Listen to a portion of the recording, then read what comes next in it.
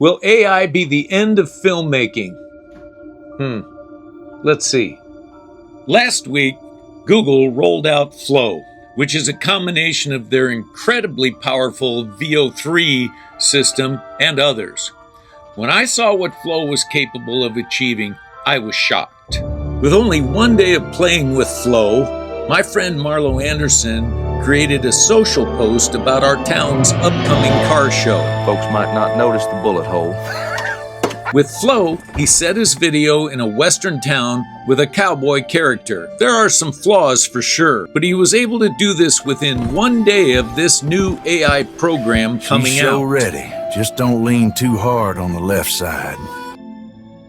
Now, Marlo is a knowledgeable tech guy, but he's not a filmmaker. He's the creator of National Day Calendar. You know, that calendar that tells you it's National Cognac Day or National Hug Your Cat Day. Those world-shaking decisions are made just blocks from my house here in North Dakota. When I saw the Old West town Flo had created in the background, I couldn't help but think about the months of work it took to create the Old West towns that we built in the Badlands. I wondered if we had built the last Western film town. Will we ever need art directors and set dressers again? Flo had done a pretty good job of the continuation of the character from scene to scene. I couldn't help but think, will we ever need actors again? I saw the costume that the AI character was wearing and thought, will we ever need wardrobe again? I saw the horses and the crazy little goat and thought, will we ever need wranglers again? I spent the next couple days relatively depressed. Hi, I'm JB Holbert, and on this channel, our side of the story, we explore all sides of storytelling. We'll explore novel writing from the first idea through the editing and all the challenges of publishing. I'll explore filmmaking from screenplay through production to editing and on to the big screen. In this episode, I'm going to go a little off track and address the elephant in every artist's life right now, AI, and how it will affect story, music, and the filmmaking industry. Like I mentioned, I'd spent the last couple of days relatively depressed after I'd seen what Flo was able to do. Luckily, I had a meeting scheduled with our music composer, Will Vanderkramert, in Minneapolis. Will is an amazingly talented composer and always seems to be in a great mood. As always, Will wowed me with the latest music he had created for our films Hazel and Medora, Empress of the Badlands. Now we gotta hit this downbeat better.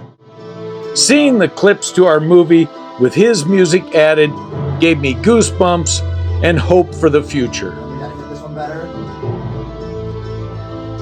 When Will isn't composing breathtaking soundtracks for feature films, he performs live techno music he creates on stage. Because I'd been obsessing on AI that week, I brought it up. I asked him if he thought AI would replace him. And this is my first foray into AI and using it. This isn't even a music application. This is sort of music adjacent. It's more visually driven. So basically, I generated these assets after I'd produced the song. This would be on a big screen behind you. Correct. On a concert Correct. stage. Yeah. To be a concert visual.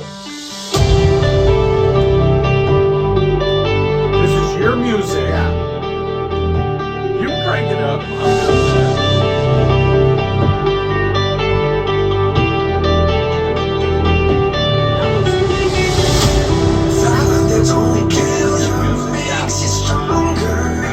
He showed me how, with the help of AI, he was creating stunning visuals for his live performances to be played on the Jumbotron screens at his concerts.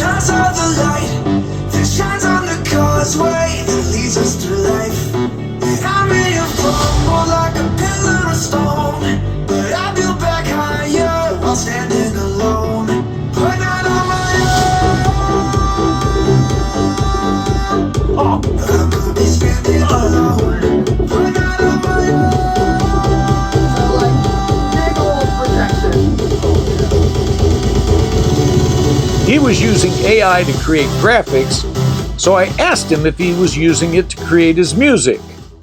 So I think it's this whole process of how do we embrace that technology rather than run away from it if you want to remain relevant. So in my desire to run towards it, back in the day, when I was a younger man, I had my ear pierced, I wore skinny jeans, and played loud rock and roll and loved metal.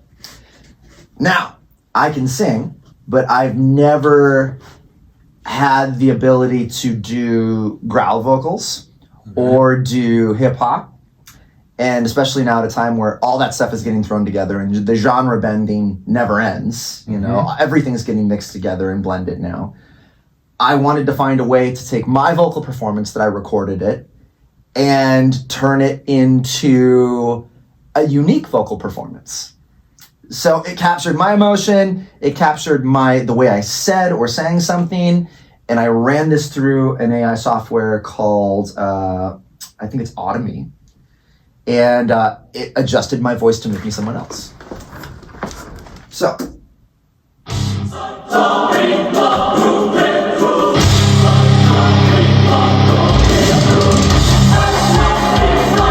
This is all new programming the vocals.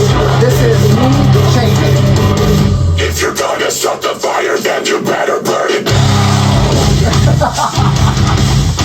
I would have picked you out at that instant. Oh, really? A little like the fact that he now has an orchestra at his fingertips on his keyboard, he now has all the voice inflection he could ever dream of with just a few touches of his keypad. But at its roots, it is still his voice singing or rapping lyrics he created in the songs he wrote. It wasn't creating the songs or the lyrics, it was just giving him more tools and more ways to perform them.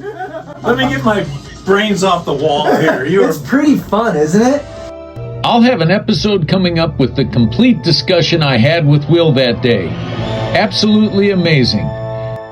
If you love music and filmmaking, hit that subscribe button so you don't miss an episode. Now back to being depressed about the future of filmmaking. I rewatched the video my friend Marlo made for his upcoming car show in our town. The acting of this AI character, a thing that doesn't really exist, wasn't that bad. I wondered if actors are done. Then, is filmmaking done? When I got home from Minneapolis, I plopped down on my couch and made a conscious decision to scroll for something positive on the TV. Ted Lasso came up as an option, and I thought maybe some of Ted's optimistic advice was just what I needed. It wasn't one of his advice quips that brought me back from the brink. It was watching the last episode. I realized there was no way that there will ever be an exchange between AI characters like the heartfelt exchange that Jason Sudeikis and Hannah Waddingham had in the scene where they sit alone in the soccer stadium. It wasn't in the dialogue. It was gifted, well-trained actors being expertly directed and a team of professional filmmakers that made that scene touch our soul. As our film Hazel progresses, we grow to know the unconditional love that Hazel has for her siblings. In our film Medora, we feel Medora's love for her husband, and because of that, we feel her joy and her pain. I am confident that no AI computer will ever have the soul of a human, so it will never be able to share the feelings we humans need from art. Whether it's a painting, or from a book, or from a movie, or from listening to music. I mean putting the headphones on and really listening to music.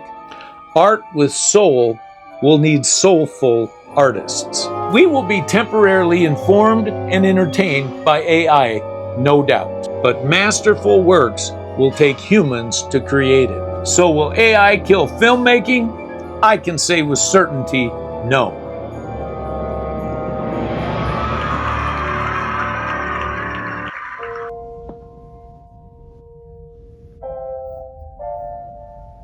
Check out some of the other videos on my channel and see how we put emotion and feeling and soul